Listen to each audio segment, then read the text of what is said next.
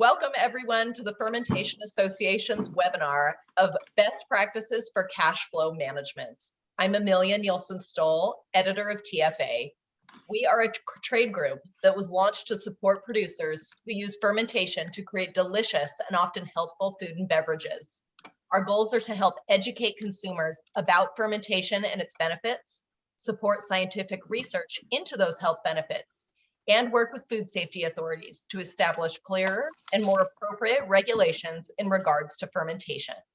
Today, we bring you two great speakers. Maria Pearman, principal with Perkins Co, a Portland, Oregon-based professionals in food and beverage finance and accounting, and Matt Hatley, an investor and advisor in fermented food and beverage startups. We have many questions already submitted and reviewed with our speakers. If there are additional topics you'd like to see addressed, please enter them in the chat below and we will try to get to them. I will come back at the end to ask some of our audience questions. For now, I will turn it over to you, Matt.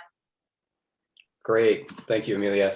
I love this topic. To paraphrase a number of management gurus, the job of the CEO is to determine the direction, articulate the vision, hire and motivate great people, and manage cash. And it's the last one that doesn't get a lot of airplay. And I would argue that it's even more of a challenge for fermentation companies where your production cycles aren't instant. They might take a week or 3 weeks and 6 weeks. And when you're starting, your suppliers are probably demanding to be paid up front. Your customers want 30-day terms. So we're very fortunate today to be joined by an expert, Maria Pearman. Maria is a CPA who provides accounting expertise and deep operational knowledge to the alcoholic beverage industry. She's taught finance and accounting for craft beverage at the University of Vermont, Portland State University, and her book, Small Brewery Finance, was published in 2019 and teaches you how to build financial statements for a brewery, how to think about pricing, how to build budgets. And I might add, it has solid 5-star reviews on Amazon. And from a financial perspective, there are a lot of similarities between running a brewery and running a kombucha operation or fermenting vegetables, just in terms of the dynamic. Maria earned her degree from the College of Charleston in her home state of South Carolina and now lives in Bend, Oregon. Welcome, Maria. Thank you. Thanks for having me. I'm going to turn it over to you, and then we're going to tackle questions afterwards. Okay, thanks. So in my presentation today, I kind of prepped something that might take an hour to present, but then we also got some really great questions from the audience. So in the interest of giving space for those questions that already came in, I'm going to go through this presentation really rapidly. So what I touch on is high level. We're not going to go into a lot of detail because I want to leave sufficient time to dive into the questions that you guys asked, because I think it's more important to address what you want to hear as opposed to having me ramble on about things that may or may not be of interest. So I'm going to go through pretty quickly, and I'm going to be bouncing back and forth between a PowerPoint presentation and also Excel, because what I'll be presenting is some basics around building a cash flow forecast. And when it comes to managing cash, you can't talk about managing cash and not talk about a cash flow forecast. It's just, that is the critical tool. It's like talking about building a house without a hammer. So we're going to bounce back and forth between those two files. And I'm going to show you kind of at a high level how a well-developed forecast works. But I'm not taking the amount of time as I normally would to really hone in on the process. If you have questions after this, my contact information is at the end of the slide deck, and I'll leave it up there for you. Oh, one more thing, just I wanted to mention, Matthew mentioned my book, and there is a discount code for people who are watching today. So that information is also in the slides. So we'll get to that in just a sec. All right. Okay. So going through a cash flow forecast, I do want to cover some of the basics around this as well. Hang on. Got to get my mouse. There we go. Okay, so just talking about cash flow and some of the aspects of cash flow and cash management today, there are lots of market forces that make this realm challenging. There's increased competition, there's distributor consolidation, there's fast-paced trends, so people's tastes and what's hot is always changing. and then challenging access to retailers. What I mean by challenging access to retailers is that if you're selling into a key account like a Safeway or some sort of large scale grocery store, for example, it has recently changed, at least in many parts of the US, where you may have originally been working with, say, 10 buyers who would cover a large area, and each buyer might have a small group of stores that they cover. But the trend is that that's shifting to one key buyer who has responsibility for a larger number of stores. So you have a greater risk reward for making it with that one buyer. So that's what I mean by challenging access to retailers. So in this presentation, we're going to go through just some basics around the financial reports, look at a demo of a sample cash flow forecast, and then talk about how to put that forecast into practice. So cash is the lifeblood of every business. We know that. It's a critical business functions, and the tools a business uses should be specific to that company's needs. What I mean by this is that the cash needs are always going to be dialed in to the specifics of a particular company. It depends on what you're making. It depends on what your business model is. It depends on the money behind the business. It depends on where a company is in its life cycle. If it's in startup, growth, maturity, decline, all those phases of the life cycle will impact the cash needs. So cash management is especially important for producers whose production process includes fermentation. There's a long production cycle, and that requires costs of overhead. So if you think about, let's take the example of distillers who make whiskey. That's going to age in a barrel for years, and there are costs associated with that aside from the raw ingredients. You've got the cost of rent, the cost of the utilities to keep the lights on during those 4 years. So a portion of all of those costs are built into that inventory before a company is able to sell it and then receive cash on the back end.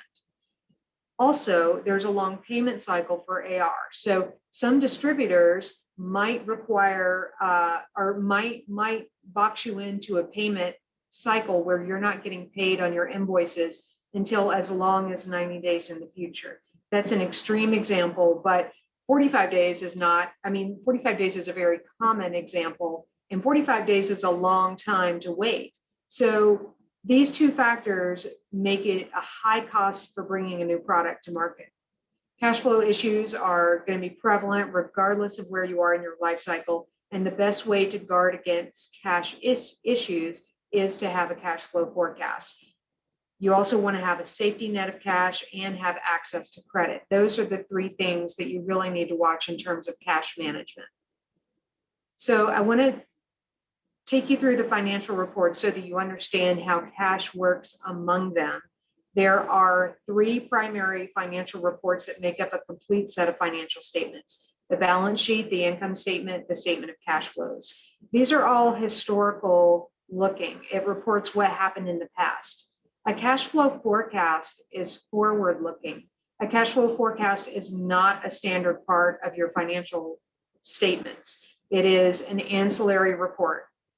If you go to your accounting package, let's say you're using QuickBooks, you're not going to be able to spit out a cash flow forecast. And asterisk here, it can be done, but it takes a high degree of manipulating the system. So my point is that most cash flow forecasts are things that are kept outside of an accounting system, usually in Excel. It's for management use. A cash flow forecast is something that you're going to use internally, as opposed to the other three financial reports: balance sheet, income statement, statement of cash flows, which are used both internally to report what happened in the past, as well as to share that with external parties like investors or creditors. So the balance sheet walks you through the health of a company at a moment in time. It records your assets, liabilities, and your equity. Assets are things like cash, accounts receivable, inventory, fixed assets. Liabilities, that's the debt that you owe, and equity is essentially what's left over. So equity is comprised of the capital that you put in to start the business, as well as the retained earnings. And retained earnings is just the compiled net income for a company over the years.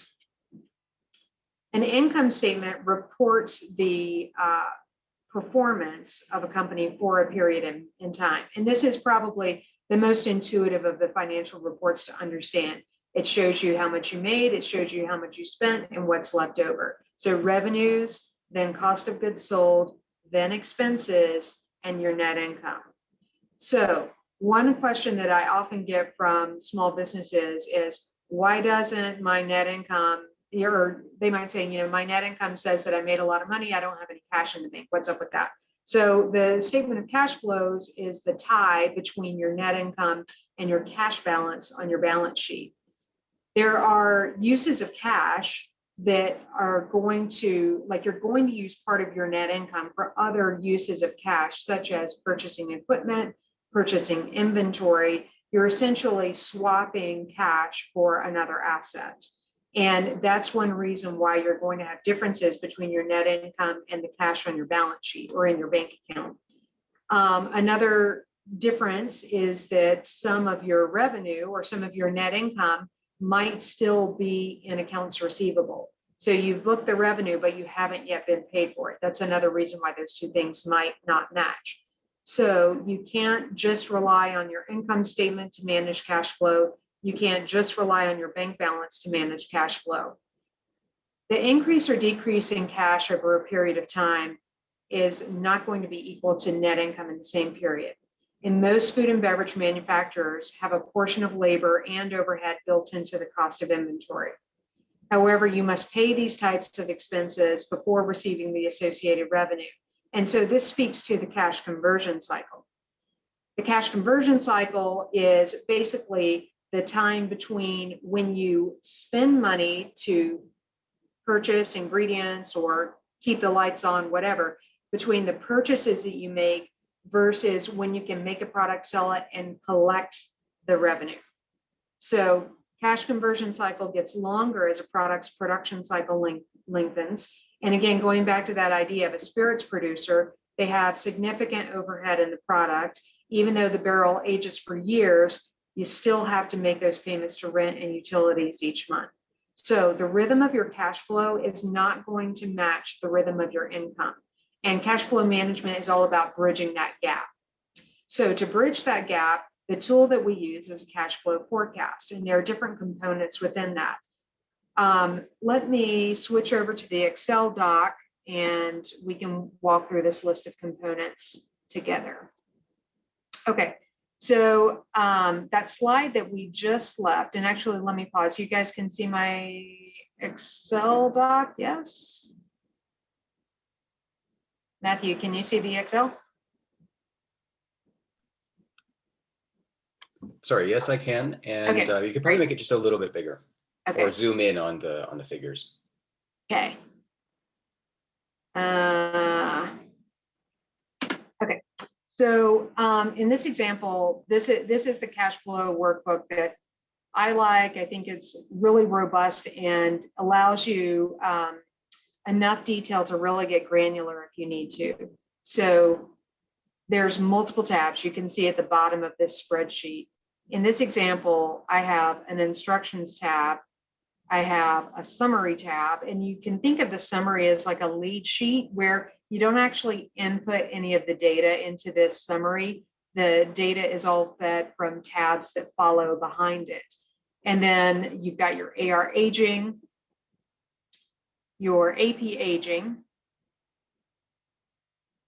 operation expenses, OPEX, investing in finance, and then we've got a historical income statement built in. And then I create a pivot table for the historical income statement to make it a little more digestible. So I'm going to walk through each of these pretty quickly because I want to get to your questions. But you can see that all of these background tabs have the detail that make up the summary here. So just looking at a high level from what's going on with this summary sheet, we have a weekly forecast. So weekly going out 13 weeks in the future. And this is what I recommend for businesses that really need to keep an eye on cash. If you're a little more mature, a little more stable, perhaps you want to look at something on a monthly basis as opposed to weekly. we have, so columns for each week, and then in the rows, we have different elements of cash flow.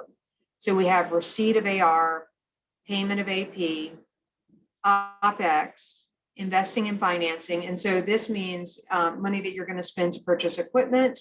It means money that's going to come to you from line of credit or any kind of equity infusion or debt that you might take on. It also means paying down debt. So that's what's involved in investing in financing. So the sum of all of that is your change in cash for a period. Then you have your beginning of cash balance, and then the sum between the beginning of cash and the change in cash is your ending cash balance. I like to put in a margin of safety, which should be 3 to 6 months of operating expenses, which leaves you with a number of available cash or discretionary cash. So you can see in this situation, we're really hard up this first week. Things start to even out and we're okay, although you do want to make note of the low points, like definitely a low point here 2 weeks from now, definitely another low point at the end of the quarter. And I recommend creating this as a rolling document. So when you reach the end of 1 week, like when I reach the end of this week starting 12/29, I'm going to go in and then forecast the week starting 3/29. And so I'll just keep moving forward in time. In the AR, this is built off of a QuickBooks format. So in this situation, you're going to dump your AR aging into Excel and use that for columns A through G. And then you basically are assigning to a particular week when you think that money is going to come in the door. And we've got this divided up into a couple sections. You can tell that this section right here is coming straight from the software. You've got things that are 1 to 30 days past due, things that are current AR. But then what about the stuff that's going to happen after those things which are in the system right now run out? Well, we've got sales orders. So I have a section where you build in your sales orders. So these are orders that you received, but you haven't yet fulfilled. And then we also have forecasted sales orders. So in this situation, let's say I've got 2 distributors, and I know that distributor A is always is going to purchase an amount that fluctuates seasonally. So in January, they're going to purchase $45,000 from me. And I also know they order twice a month. Then at the end of January, the order is going to tick up a little bit. And then as we get into February, the order ticks up even more. On the other hand, I have another distributor that always orders $50,000. They also order twice a month. So I plug that in as well. And then I'm putting the date which I expect to receive those funds out here in these future weeks. So you can see the total down at the bottom. This is going to be reflected on the summary tab. If I go back to the summary tab, the numbers in this row right here correspond to the total detail below. And then if I go into AP detail, this again is very similar. Let me try to make it a little bit bigger. So again, I am just taking my AP detail dumped out of your accounting system. And this is all just like a copy paste. And then I assign which week those bills are going to be paid. So in this section for things that are past due, this is, bills that you haven't yet paid, and you need to be discretionary on which week they land. If you were to put all past dues dated the week of 12/29, that's just going to decimate your cash balance. So this is designed for you to pick and choose which bills to choose in which week.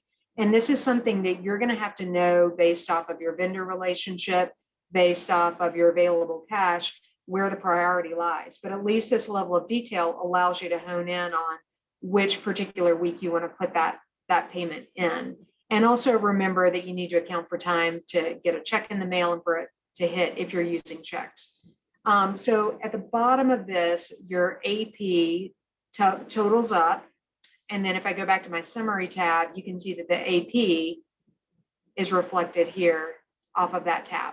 Now, all I have in my system at this point are bills that I've already received. But I know that I'm going to get bills in the future for the 13 weeks that I'm forecasting that are not already in AP. And we tackle that on the OpEx detail tab. There's also things that you're going to pay that you don't necessarily get an invoice for.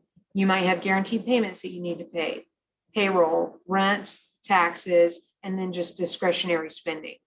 So in the operating expenses detail, I break this up into two sections.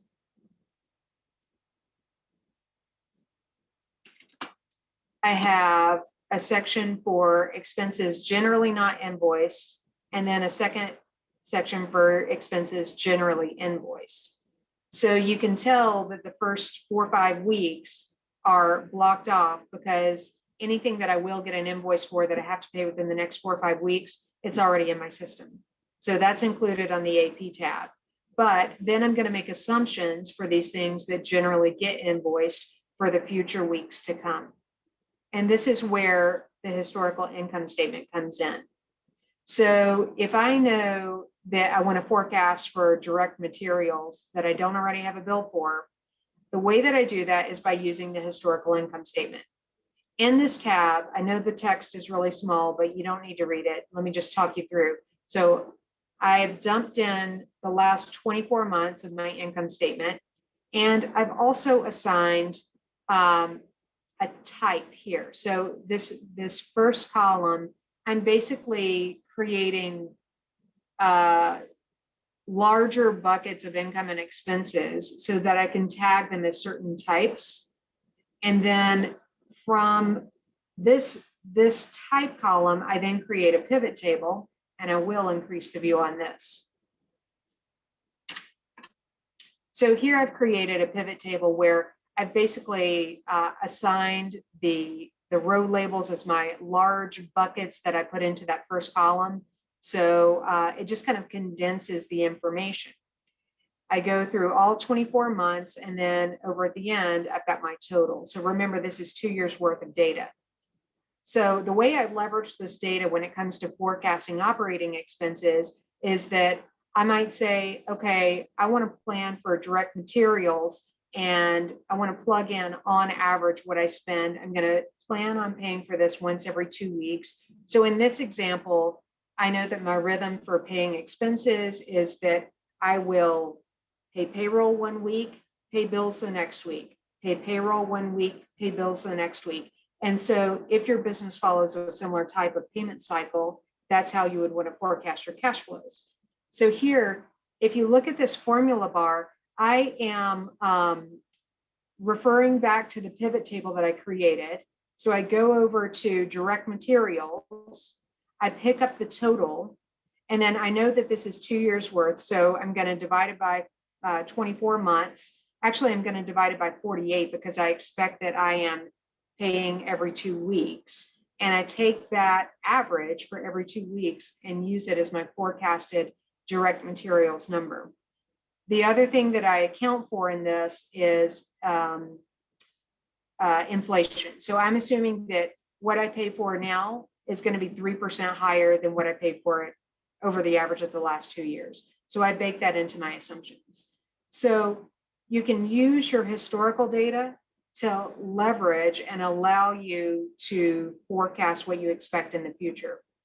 The benefit of having 24 months, and if you can put more data in, that's great. But point is, the longer historical trail of data that you have, the more useful it'll be. It'll take out anomalies. You'll have a clearer picture of true performance. So that it's just kind of a truism of any kind of statistical work. The larger the data set, the better the observations you can pull from that data set. So that's how I use the bottom tab for generally invoiced expenses. And then quickly up here in the generally not invoiced, you're going to assign the payment in the predictable rhythm that you incur. So for example, guaranteed payments, I'm going to pay this once a month. I need to make the payment in the same week that the first day of the month falls in. Payroll, I'm generally going to pay, every other week. And on average, my payroll is 42 grand. Rent is a monthly occurrence. I'm going to pay 14,000 for rent, and it hits at the last week of every month. And then taxes is similar. And then other, let's look at other. So I've got some notes in this workbook as well. So simple way to estimate other. So first, you're going to complete all the other portions of this particular tab, leaving other empty. Other is going to be a plug. And then you multiply the total for the quarter. You filled in all the other lines. You take the total, multiply it by 4 to get an annualized amount. And that is, let's assume that's A. And then subtract A from the average historical operating expenses, which you'll pull from your historical data. And you essentially get what's left over of your normal spend that hasn't already been captured in the spreadsheet. Then you're going to divide that remainder by 52 to determine what your average weekly spend is on items that you haven't already accounted for in other parts of this OpEx spreadsheet. So I know that's a really quick explanation, and we can, if you have further questions on that, you can contact me afterwards. So anyway, at the end of the day, we total up everything, all the columns, and you can see that again, this is going to roll up to your summary tab. If we go to OpEx, the summary tab is reflective of the totals on that detail tab. Finally, for investing and financing, this is where you're going to factor in what you're going to spend on equipment or money that you're going to get from a line of credit or other loan or equity infusions. So capital expenses, in this situation, I assume that I want to buy some tanks, and I know that I need to put 30 grand down upon order and then 30 grand down upon delivery, or the remainder 30 grand upon delivery. So I plug that into the appropriate weeks. And then in the financing section, this is where you can fine tune it. So if you have a line of credit, this might be one of the last things that you play with. So if this were, if there were nothing here, you would check out what's going on your summary tab, identify the weeks where you're low in cash, and then you could use the line of credit to backfill and bring those weeks up to an appropriate amount. Debt service means what you're paying in terms of interest and principal on any debt that you owe. Partner contributions are infusions of capital. And then partner distributions are distributions of money to your investors. In this situation, I've plugged in 120 grand and at the end of March. And what I'm assuming is that I will have to make a tax distribution to my investors to cover the liability that they will have on taxes, on their K1. So I'm assuming like our tax return is going to get done early to mid-March. I'll issue my K1s. And at the same time that I'm issuing K1s, I will also need to make that tax distribution to investors. So again, this detail tab is going to roll up to the summary, investing in financing here in row 11. And the change in cash is the sum of all the rows that come above it. The beginning cash, this is the only cell out of this whole sheet where you will hard key in a number. And this should tie to your bank balance at the beginning of the week. So 12/29/2019, this is my bank balance.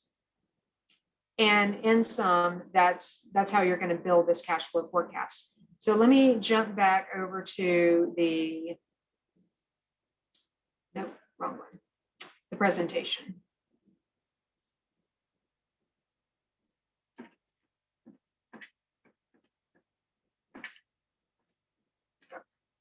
So talking through some of the benefits of cash flow forecasting allows you to fine tune the AP payments when cash is tight.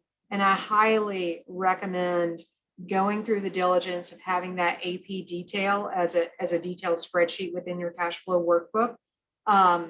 It really is invaluable when you're trying to thread the needle in terms of which bills to pay and which bills to hold off on. So although when I show you that workbook, it might seem arduous, it might seem very detailed, but I believe, and I've seen it in practice, that level of detail can make or break your cash position. And without that visibility, you're really flying blind. So other benefits: have a detailed view of the coming quarter's cash position, proactively source your funds before you get in a bind. And then also by updating your cash flow forecast, especially if this is the owner operator or the general manager who is in charge of updating this document, it will force you to be highly in tune with the rhythms of your business. It will force you to learn it at such a level that it starts to become innate knowledge. It just, you know it like the back of your hand. And there's no shortcut to that. The only way that you're going to get to the point where you are in sync with the rhythms of your business is to live and breathe it at a very detailed level like this. So I highly encourage you to go through the exercise. So that's the sum of my presentation. This is the book that was mentioned at the beginning of the hour. So there's a discount code for those of you who are on the call, 20% off. The code is Maria. It's only valid through July 11th. And you can get it at brewerspublications.com. So this was a book that the Brewers Association published, and Brewers Publications is their publishing arm. So that code is Maria. And then I'll go back. Here's my contact information if you have further questions. And then Matt, let's dive into some of those other questions that came in prior to the session. Good idea. And thank you. That was a fantastic overview. One of the things that you mentioned at the top of the call, that you talk to entrepreneurs and they say, we're showing a profit in our income statement, but we don't have any money in the bank, or we can't make a disbursement at the end of the year or whatever. What are some of those sort of common pitfalls or things that you see when you first walk into an organization?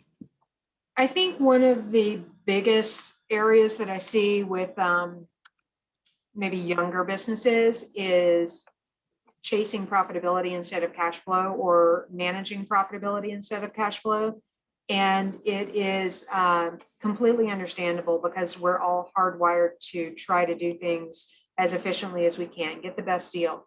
But truly, in the early stages of a company, it's way more important to manage cash flow than it is profitability.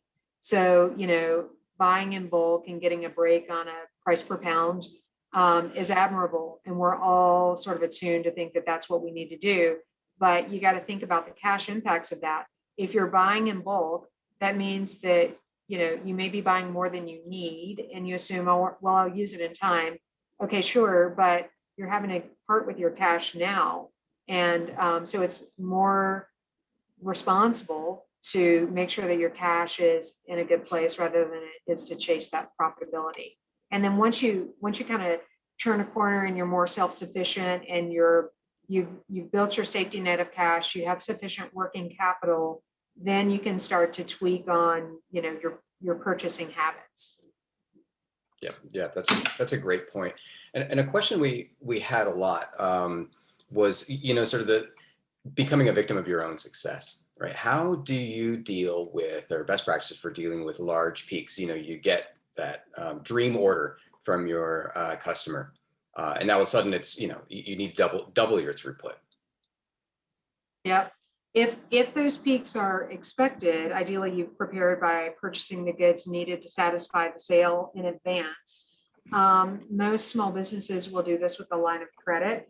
Once you have a rhythm established, you can keep some of your profits in the business to build working capital. But it is definitely harder to deal with, these large purchase orders that come your way when it's unexpected. And there's no silver bullet for that. I highly recommend having a good relationship with your lender and getting a line of credit in place when you don't need the cash, because that's going to be the easiest way to access cash without, putting yourself in a bad position. And that's what line of credits are for. They're to bridge those gaps in a cash cycle. So another truism that is always said is like, get approval for a loan when you don't need it, because when you do need it, you won't be able to get it. So I understand that can be really challenging, especially when you're first starting out, because you do have to, you're between this rock and a hard place where you have to prove yourself as a bankable customer before the bank is going to, be willing to give you the cash that you need. But to the best of your ability, start working towards that earlier, sooner rather than later. and have a conversation with your banker as well about some of these unforeseen situations. You know, if they say, we need more history from you before we can offer you a line of credit, have a conversation about, okay, tell me what those metrics are that I need to hit and demonstrate to you for this to be a viable option. And also, don't forget that bankers often judge a lot based on non-financial criteria. So the experience of an owner operator, the personal financial wherewithal of an owner operator, those are all factors that are weighed just as much as the financial piece is, especially in those early days. Yeah, that's a great point. You know, when that big order comes, maybe you can get the line of credit, but it might also take a long time. So that relationship you have with your banker is something that I think a lot of people underestimate, the amount of time that it takes, you know, and the amount of. I mean, and it is, I think a lot of people also underestimate the power of a personal relationship. And sometimes bankers can seem more like a obligation than a partner. And you know, when banking relationships are done well, they're fantastic, and they truly can be a partner to your business. But don't forget the human element, because truly so much of what business owners are judged on is character as well. So yeah, and one of my takeaways there is you know, have the analysis done and have your books in a good, you know, form, and have that discipline very, very early on, maybe long before you need the money.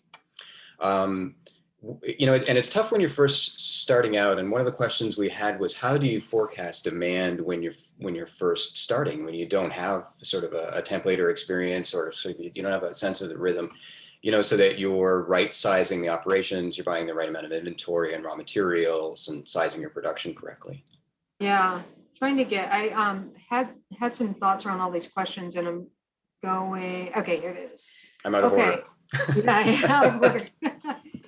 Yeah, so thoughts around that. I mean, there's sort of a simple answer and then a complex answer. I mean, simply in a simple fashion, you could create a best case, mid case, and worst case scenario. Decide which one of those is most likely to happen, and then plan for that. The complex answer is similar. You can create 3 scenarios, so best case, mid case, worst case, and then apply a likelihood percentage to each, and then combine those scenarios into one. So I'll talk you through what I mean, and then maybe I'll share my screen, and it might make more sense when you see it written. But for example, if you think that scenario A is 20% likely to happen, scenario B is 50% likely to happen, and scenario C is 30% likely to happen, you can take forecasted sales for A, multiply by 20%, forecasted sales for B times 50%, forecasted sales for C times 30%, and then add those all up to get the total forecasted sales. So let me show you. I just wanted to show you real quick my notes, because I think it might make more sense to see it as well.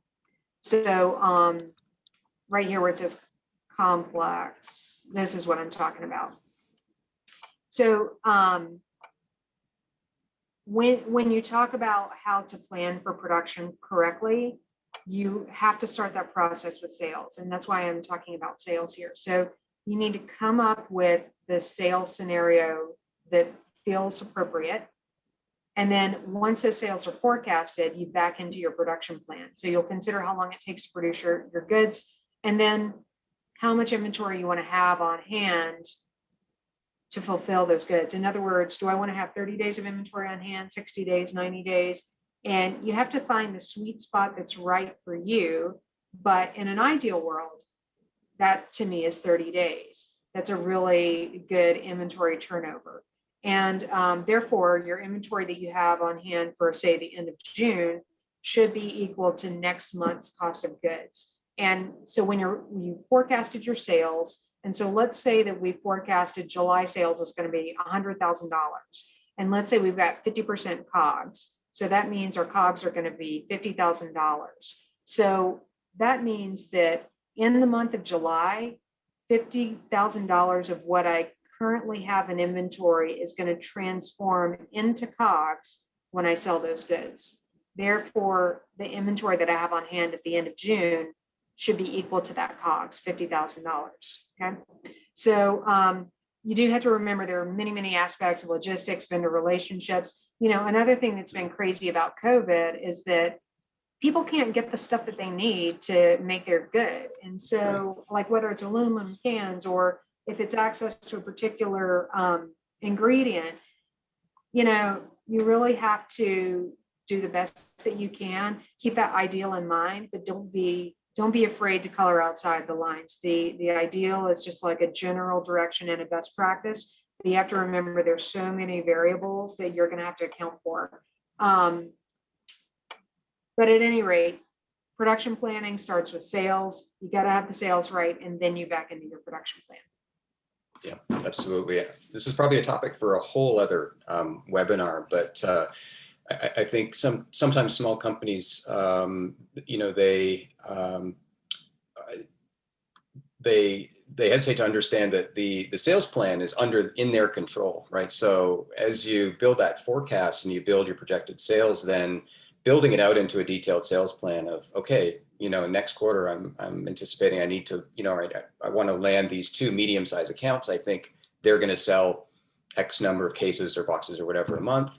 What do I need to do to get that sale? Okay, I've got to make 10 phone calls. I've got to do 3 demos. I've got to have 4 meetings, you know, and building and forecasting that out into a realistic plan that you can execute against. Yes, yes. Mm-hmm. That's huge. But that's a topic for a whole other day. So we had a lot of questions about accepting cash and when to accept cash, and you know, and alternatives for debt financing for small companies. Any thoughts on that, especially when you're first starting out? How do you, you know, is it lines of credit? Is it something other than debt? Yeah. Let me go to that. There's one in particular about alternatives to debt and equity when you're first starting out. Yeah. I'm just trying to find the notes that I wrote about that. But in the short term, there's not a lot of new things under the sun. You have to get creative. So some creative aspects of that. There's crowdfunding, and if you do crowdfunding, that is going to be revenue. So you know, that's something to remember, is that let's say you're a startup and you want to raise $100,000 in crowdfunding.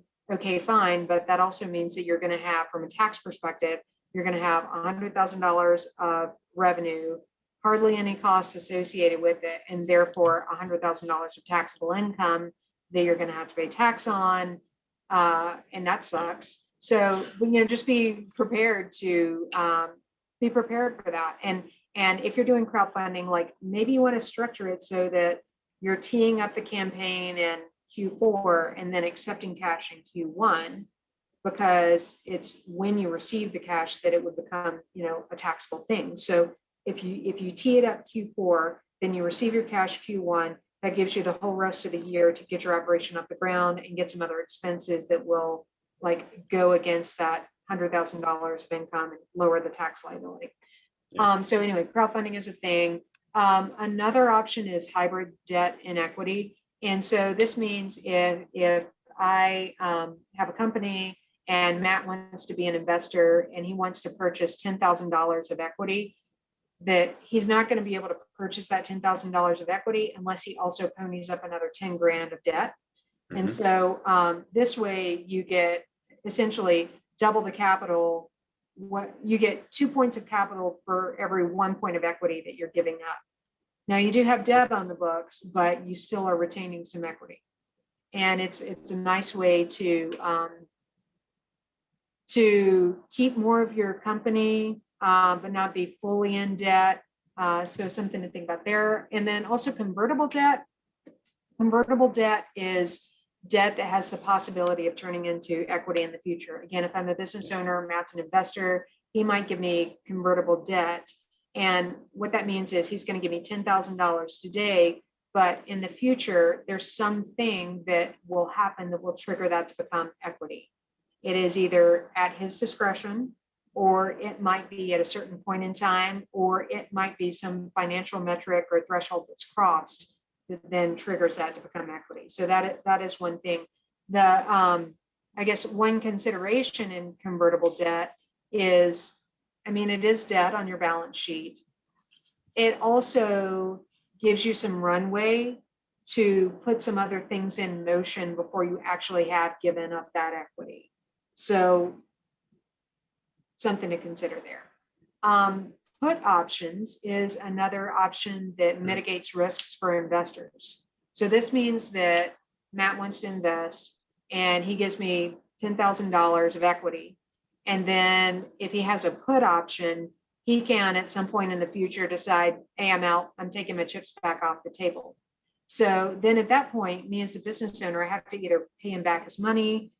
What usually happens in real life is that it becomes a loan that I'm paying back to him with an interest rate attached. So that can sweeten the deal for some investors who have a lower risk tolerance. But at the end of the day, again, there's not a whole lot of new ideas under the sun.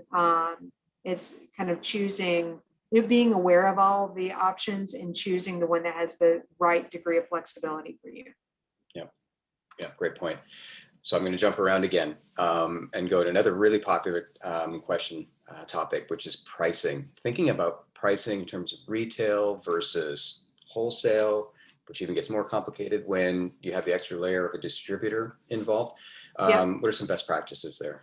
Yeah. Okay. So lots of thoughts on this, and I'm also going to share my screen for some examples. But basically, start with the shelf price and work backwards. Shelf price is going to be the same. Usually, it's going to be the same regardless of who's selling, the retailer or the manufacturer.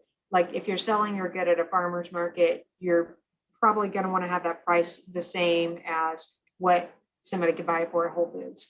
That's key. So then consider the cut of desired profit margin of the retailer. So you're looking at shelf price, and then you subtract the desired margin for the retailer, and then that gives you price to retailer. And the price to retailer is your sales price, assuming that you, the manufacturer, are selling directly to the retailer. Then once you've got your price to retailer, subtract your cost of goods, and then you're left with your margin per unit. So if you have a $10 shelf price and there's a 50% markup, and we'll talk about margin and markup in a second, but if there's a 50% markup by the retailer, then that means that they're buying it from you for $6.67. I'll show you the math in a sec. If you require a 40% margin, then that means your costs have to be $4 per unit. So then you have to take a look at that model. So you do this model sort of like theoretically in the ether, and then you take that and compare it to what it costs you to make your good, and you see if it washes. So if you're in a regulated industry like alcohol, you have to play within a 3-tier system, and that means that there's another layer that you have to consider in the pricing game. So there's the sales price, shelf price, minus the retailer's margin gets you the price to retailer. And then from the price to retailer, you have to subtract the distributor's cut, which is usually 30%, at least in the alcohol world. And that leaves you with your FOB pricing. And then from FOB, you have to subtract your COGS, and that gives you your margin. So it's another just kind of piece of the chain that has to be accounted for. So let's look at some examples, and we'll talk about markup and margin.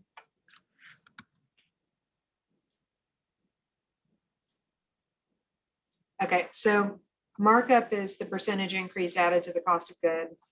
Margin is the sales price minus COGS. So if your shelf price is $10, and let's say the retailer has a 50% markup, then the price to retailer is $6.67. And you're just using like your high school algebra for this. So you take 1.5 times the price to, or the sales price to retailer equals the shelf price. So then you're just doing the math. You divide by 1.5 on each side, and then you get that your price to retailer is $6.67. It's a 50% markup. So 1.5 times 6.67 equals $10. Margin is different. Margin is going to be the sales price minus COGS. So shelf price is $10 and the price to retailer is $6.67. Then the margin for that retailer is $3.33, which is 33%. So that's the difference between those two. But just again, back to the theory of setting sales price, it's you got to start with the shelf price and then work your way back from there. Yeah, absolutely. And there are a couple of other dynamics too in grocery that can cause a cash pinch. It's on top of the store making a margin, especially when you're first starting out, they often expect you to provide free fills. So we'll put it in the store, but you have to give every store a free case. Then there'll be a charge for showing up in the flyer and a fee for marketing and end caps and chargebacks if something doesn't sell during a promotion, spoils, and on and on and on. So when sometimes I see people not leaving enough margin for themselves, because that quickly gets chewed away by 1% here, 5% here, some chargebacks you didn't expect and everything. So yeah, that's a really good point. Yeah, and it's interesting because those type of expenses aren't COGS per se in a traditional sense, and so you need to remember that they're there as something that has to be covered. And so when you're doing your exercise for this, consider baking those in as an additional cost. So like, let's say that, these ancillary sales costs are going to be 8% in January and 12% in May, or whatever the seasonality is. You can bake that into your cost of goods as well, so that you're accounting for it and making sure that you're not losing your shirt when it comes to these times of the year when they need to go on post-off. Yeah. And I have seen it that high, 8, 10, 12%. Just a couple other questions before we go on to a couple of minutes here for any questions that are coming in the chat. Are there any early warning signs to look out for that a cash flow, you're about to have a cash flow problem, or maybe? Yeah, I mean, the bank balance continues to diminish. That's definitely a sign. And then an inability to make ends meet without increasing your credit card balance. I don't think that you shouldn't run your business thinking that you should never use a credit card. That's not what I'm implying. But if you're increasingly putting more and more on a credit card just to make ends meet, that's for sure a sign. And then just that general cash balance, if that is continuing to drop, there's a problem. Yep. And then in your model, you had a reserve, right? Where's sort of the rule of thumb for how big that reserve should be? And in fermentation, you could have an entire batch go wrong, or something happen. So roughly, what should that be in terms of like percentage of revenue or business? Or I consider that 3 to 6 months of operating expenses, and that's depends on how conservative you are. If you're very conservative, then you want to have more months of operating expenses on hand. But operating expenses is everything except your direct materials and your hourly production labor. So your margin of safety is like, how much do I need to keep the operation going aside from my cost of goods? So if my production stopped tomorrow for whatever reason, how much do I need to keep the operation going? Just keep the ship running, even though we're not making something. So you likely, like if you had a salaried production manager, you likely want to retain that person, even though he or she isn't doing any production right now, because theoretically it's a very valuable position, and you wouldn't just like cut that person loose. Whereas if you have a warehouse clerk, that might be something that's an easier position to fill. And so things like hourly labor are generally not included in your operating expenses. Yeah, fantastic. Actually, I'm going to just do one more because it came up a couple of times. Best practices for improving turns, inventory turns, turning inventory into cash. So this goes back to some of the stuff that we talked about earlier, but managing cash flow, not profitability. Avoid buying in bulk if it means it's going to be sitting on your warehouse floor for more than a couple months. And then caveat that you're still considering the logistics, the availability of goods, et cetera. And also peg your inventory balance to the future month's COGS, which we talked about. So you're not going to be able to do any of this if you don't have strong production planning. Mm-hmm. And whether or not you do it on a whiteboard or you do it in Excel or you do it in a fancy software system, any of those are fine. There are options depending on what the size and scope is of your business, but you do need to have some level of production planning built in, because without it, you're just like wildly inefficient. So it's about the production planning that allows you to hone in on the inventory. Again, I guess the short answer to that question is inventory turnover. You should have roughly 30 days of inventory, maybe 2 months on hand at any given time. Yeah, great point. So I want to thank all of the participants for submitting such great questions and giving us a chance to look them over before we started the webinar. And I'm going to turn it over to Amelia. Amelia, do we have any in the chat? Yeah, I just have one last question for you, Maria. Tell me, where do you see small food and beverage brands struggling the most with their financing and accounting, and how can they mitigate that? That's a broad question. I think a lack of planning. I think that a lot of businesses in this sector are in it because of the passion. They love what they're doing. And sometimes the finances can feel very mysterious. And because they feel mysterious, there's an aversion to dealing with it. And so because there's an aversion, people aren't like taking the time to really look and understand the number, look at and understand the numbers. And the cash flow forecasting piece, it's not rocket science, it's not hard stuff. It is just very foreign to a lot of people. And because it feels foreign, they avoid it. And so I think the biggest thing that I could offer is just plan. Spend some time with the numbers. Cash flow forecasting is the number one thing. Production planning is not far behind. Yeah. Thank you for that, Maria. And Maria, Matt, thank you so much for joining us today. Thanks for all of you for attending today's webinar.